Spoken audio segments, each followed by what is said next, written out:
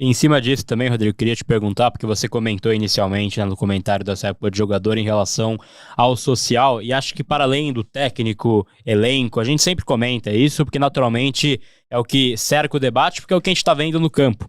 Mas o fato do São Paulo hoje ir na contramão do mercado brasileiro de, enfim, times que investem no futebol e que conseguem competir para ser campeão todo ano, é muito atrelado, ou 100% atrelado à sua gestão.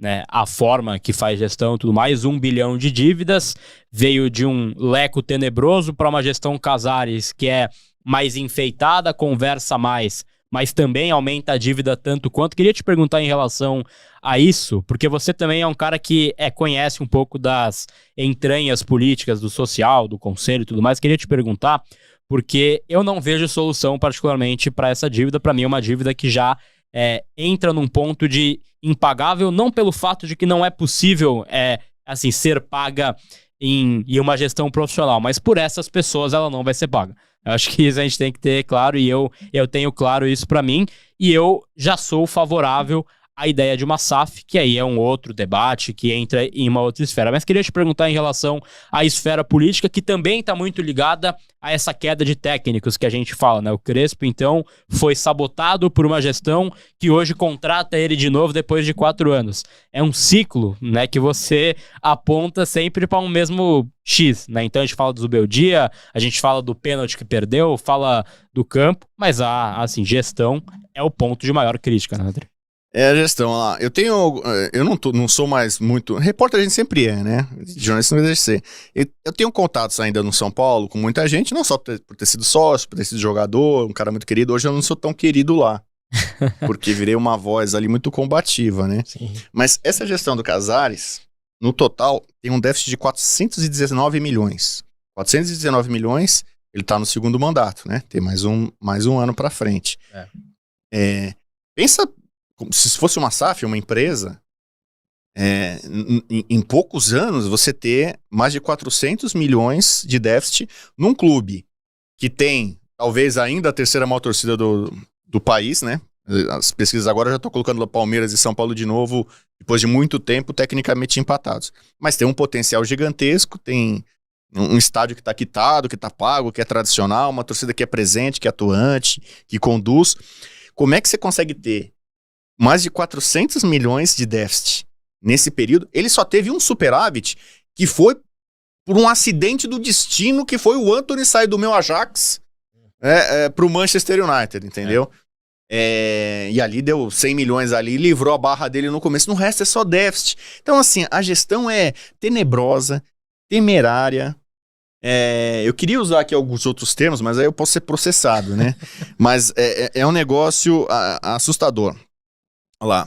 No ano passado, as despesas do São Paulo excederam em mais de 15% o valor aprovado em orçamento. A despesa total atingiu 1 bilhão e 10 milhões de reais. Com isso, a dívida líquida da instituição chegou a 968 milhões. Hoje, né, com o começo do ano, já passou de 1 bilhão. Eu não sei se eu vou dar se isso aqui é informação ou não, vocês devem ter informação. Eu recebi uma informação, eu estou falando aqui de finanças, né?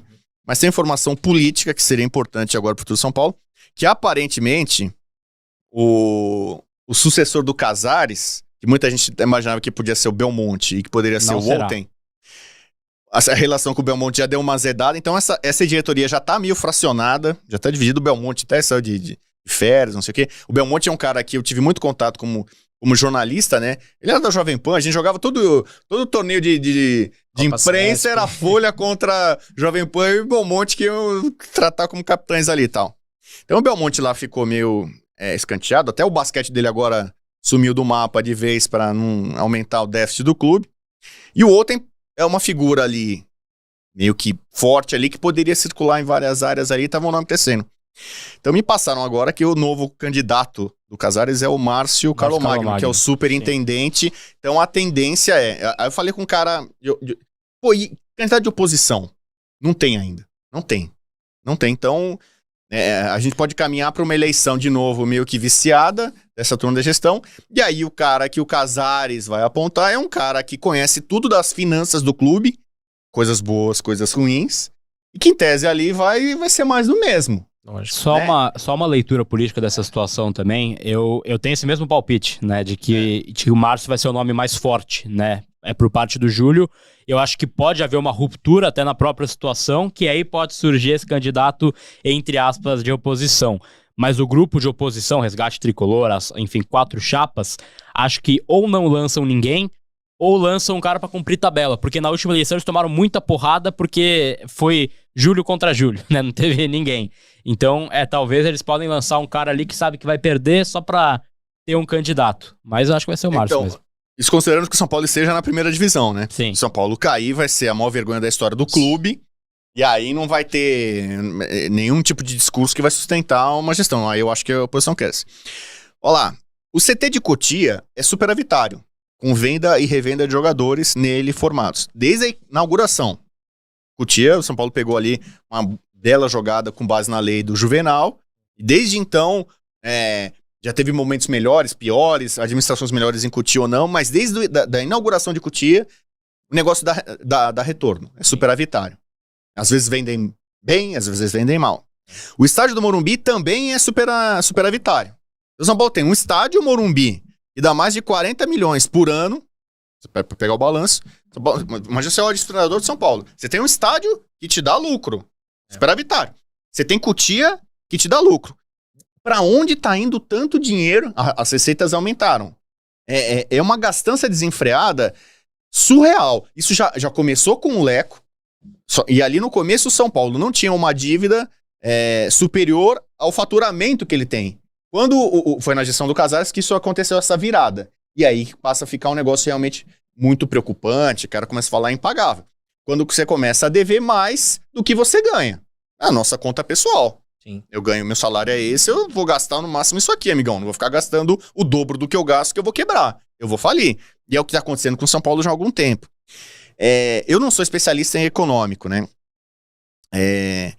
Mas eu vi que essa gestão tentou, no momento de desespero, viu ali, sindicalizar, eles falam isso, a dívida. Eu não sei explicar muito bem, é um termo econômico e tal, mas no mercado você pode... Seria uma forma mais fácil de o São Paulo sobreviver, respirar. O São Paulo tinha 2/3 da dívida dele, era de curto prazo. Só tinha 1 ano pra pagar. Tipo assim, cara, você percebe ali a água no pescoço ali e tal. E aí o São Paulo, a história do fundo foi um meio plano B.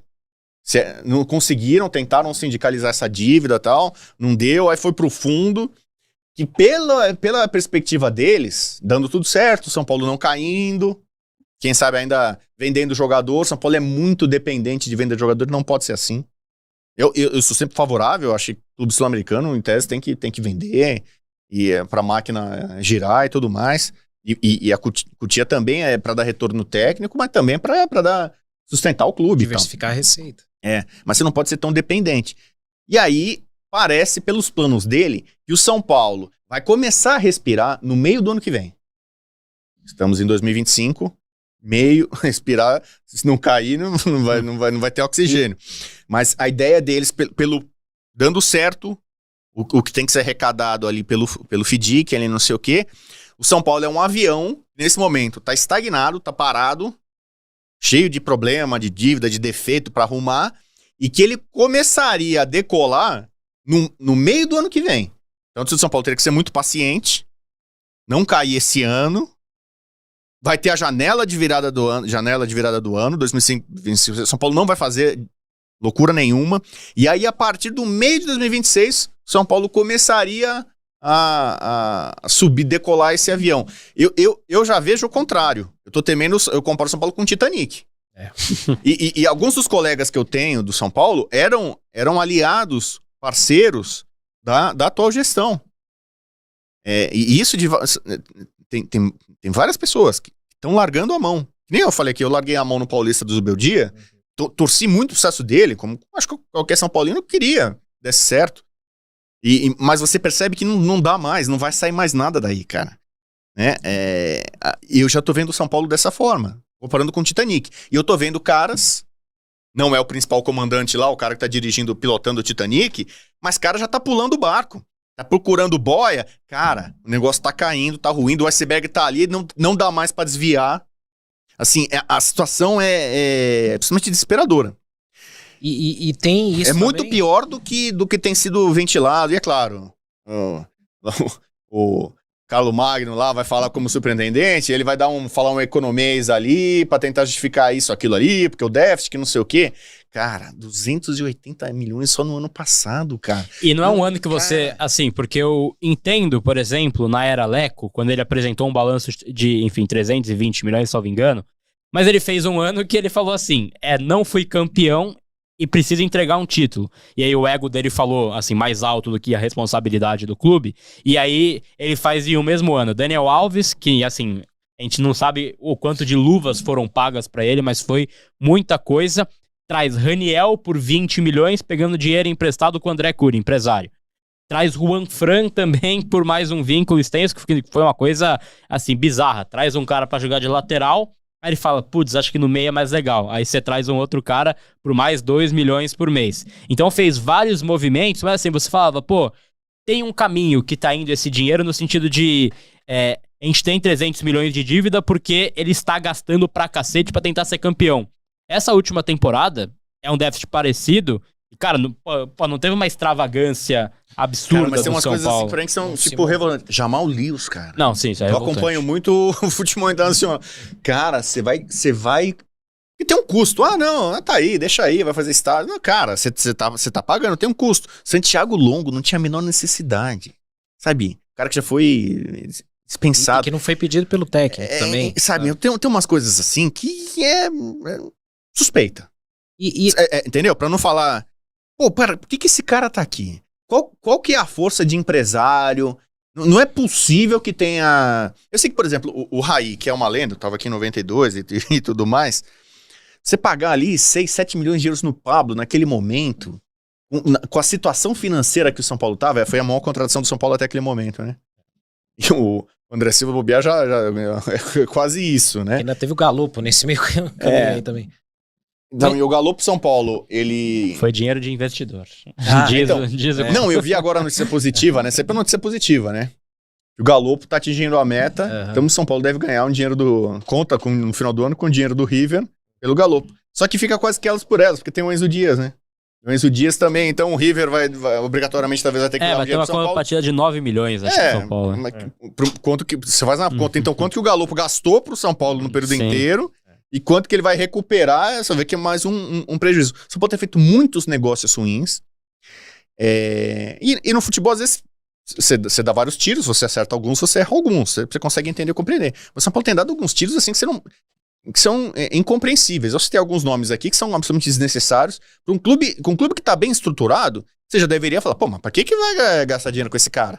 Por que vai contratar? Que tem aqui, cara? O técnico não quer, o presidente nem sabe de futebol, tá viajando, blogueirinho, não sei o quê. Por que estão trazendo esse cara? Num clube que tá quebrado quase, é inadmissível. Então, assim, eu sei que aqui nosso público São Paulino tá querendo muita notícia positiva, luz e tal. E eu tô aqui sendo catastrofista mesmo. Mas não tem. Porque todas as informações, as pessoas que eu conheço, que eu já ido no São Paulo há muito tempo, estão largando o barco. Porque o barco está afundando. Então, E daqui a pouco aí, que fica muito atrelado ao resultado. O Palmeiras, lá em 2014, né, quase caiu. O ano centenário do Palmeiras, o Palmeiras quase caiu. Se não fosse lá o Santos, lá com Vitória, lá e tal.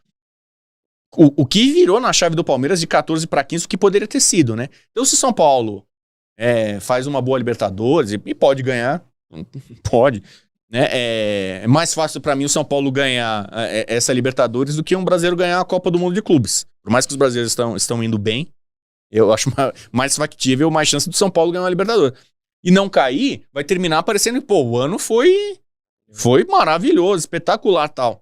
Só que o cerne da questão ainda está longe de ser resolvido e é extremamente preocupante. E o Casares, eu acho assim, que também ele se desconectou muito da torcida, do público, não só por valor de ingresso e tal, pelas postagens que ele faz, a forma como se apresenta na mídia. né? E parece que é um revolucionário, inovador, e que tá tudo maravilhoso, e qualquer coisa é Juntos pelo São Paulo, e se você não tá hashtag Juntos pelo São Paulo, você tá contra. E não, São Paulo precisa de oposição. São Paulo precisa de novas ideias, novos caminhos, gente capacitada para não cometer, se não para não salvar, pelo menos para não cometer os erros absurdos que estão sendo cometidos e que estão levando o clube à falência, cara. E aí, você falou sobre, hoje você é favorável à SAF. Eu sempre achei que o São Paulo era um dos clubes brasileiros que menos teriam vocação para a SAF. Normalmente os clubes com mais potencial, com mais torcida, com mais faturamento, esses clubes são os que menos precisam virar SAF. E no Brasil, mesmo os clubes grandes que viraram SAF, foram porque estavam quebrados, estavam falidos, não tinha. Era isso ou nada, entendeu? O Botafoguense hoje beija o pé do John Textor, né? O Vasco não conseguiu ter sucesso com a 777. Então, a SAF não é segredo de certeza de que você vai ter sucesso. Só que o São Paulo tá caminhando para virar a SAF ruim. Que é... O São Paulo estivesse bem estruturado, ele poderia fazer um acordo para ser SAF, para virar de vez a chave do clube nesse sentido, na gestão, mas virar uma SAF poderosa. E o São Paulo possivelmente virando SAF, vai virar SAF como vai ser a venda do Matheus Alves. Muito abaixo do valor de mercado. Não tem jeito, cara. Se a gente não vender o Matheus Alves agora por 6 pau, a gente não paga o salário do mês que vem. Entendeu? Não, com esse argumento você fala, vai fechar, vai falir, vende de qualquer jeito. O São Paulo tá caminhando, ao meu ver, a médio prazo, para virar uma SAF dessas. O clube enforcado, talvez tendo caído para a segunda divisão, completamente desvalorizado, e aí vai lá alguém e compra por dinheiro de pinga.